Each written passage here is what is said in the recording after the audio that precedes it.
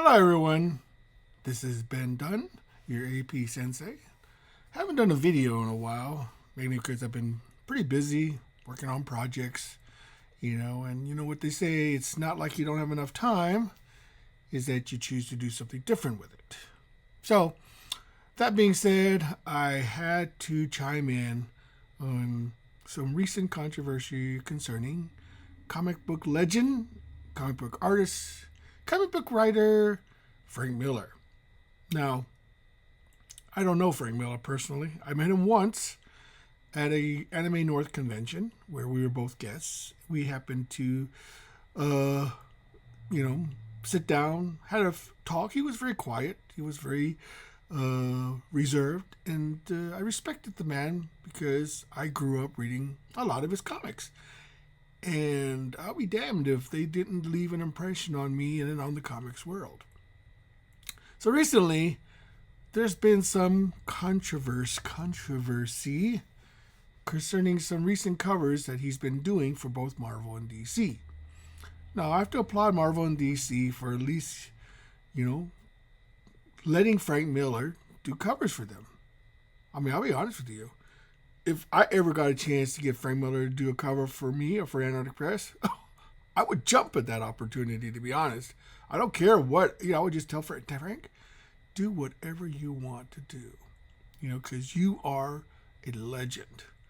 And this is where I sort of get upset by people who are criticizing his quote unquote art as being ugly, as being, not very, didn't seem like a lot of effort was being put into it. But see, this is where you make the mistake. You need to leave Frank Miller alone, really, to be honest. This guy keeps to himself. He doesn't try to get into the drama of the comic book industry, which I think would be a very good example for a lot of creators to follow, to be honest. And I have to say that it is really, really bad look when people start to criticize his particular art style. Look, let me tell you something. There's a difference between an artist who is, there's an artist who can draw and paint great, and an artist who is great. It's one thing to be able to manage the technicalities of artistic form, to be able to draw and do things that's pleasing to the eye. It's another thing to create art, something that makes you think. Art's supposed to make you think. Art's supposed to somehow create some sort of visceral reaction.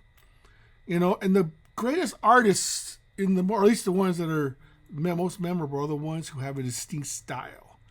Ones that, may not look on the surface to be all that competent, but somehow has a deeper meaning and understanding that most people will not be able to see. When you look at somebody like Frank Miller, you instantly know that's Frank Miller. Any artist in the world will know that, any great artist in the world knows it's not, what you put on paper, is what you are saying about yourself. It's one thing to be able to draw competently, to be able to draw realistically or to draw in a certain way. It's another thing to create some sort of visceral reaction from the reader. There's no doubt in my mind that Frank Miller will be considered a legend, decades later, because he is so instrumental in creating a art form, elevating the comic book art form to a level unseen.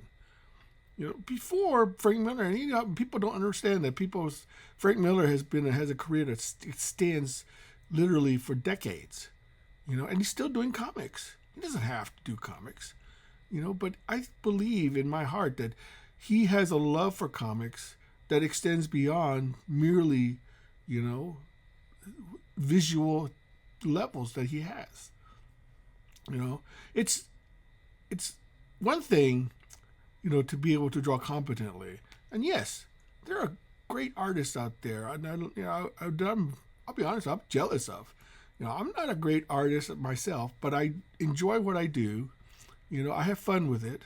There are enough people out there who do like my stuff, hopefully, that will continue to support me. And I'm very lucky in that aspect. Any creator or artist, needs to feel fortunate that it can be able to create a following for the type of art that he's trying to do.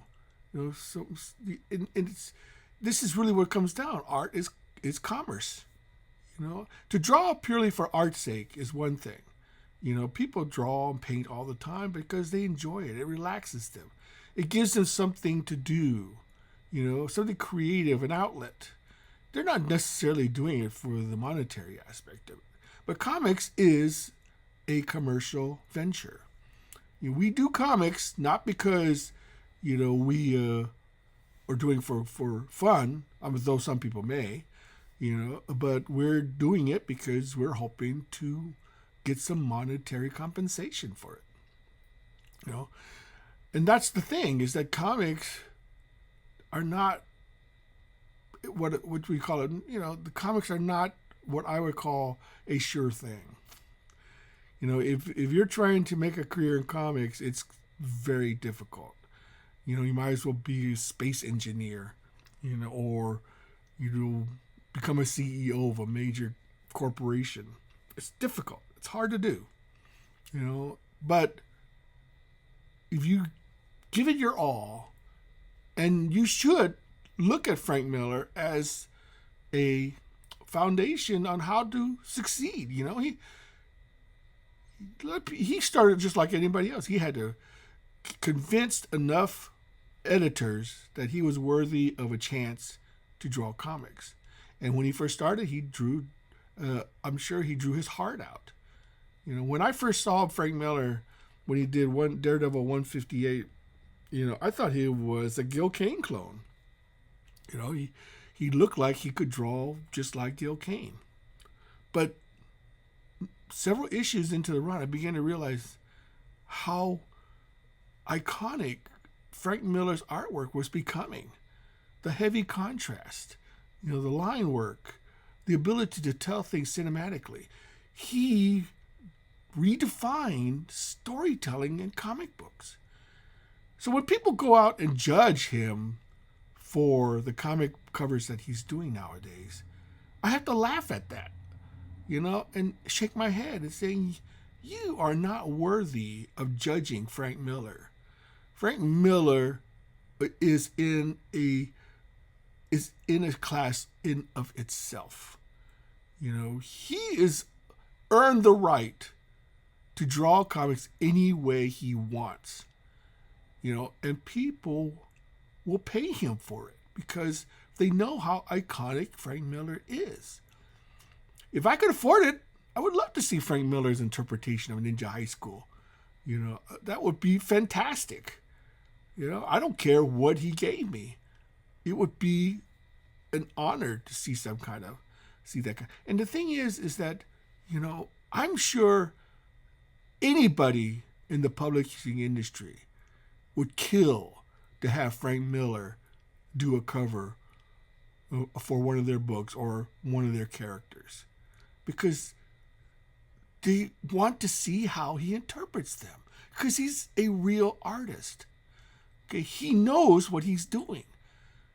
He may be getting up there in the years, and let's face it, when artists start to get old, maybe they don't attract the same audience they used to attract, because maybe they're learning to do something different to keep themselves happy, to keep themselves satisfied. So to all those critics who are out there lambasting Frank Miller's, art style, I said, get over it. You are not worthy of walking the ground he does, because Frank Miller has earned the right to do whatever he damn well pleases. So those were some of my thoughts on Frank Miller, and I'm hoping that he'll be around for many, many decades to come, because he is truly a treasure in the comic book industry. And he's not a loudmouth, doesn't go around insulting people. He keeps to himself. I respect that. I really do.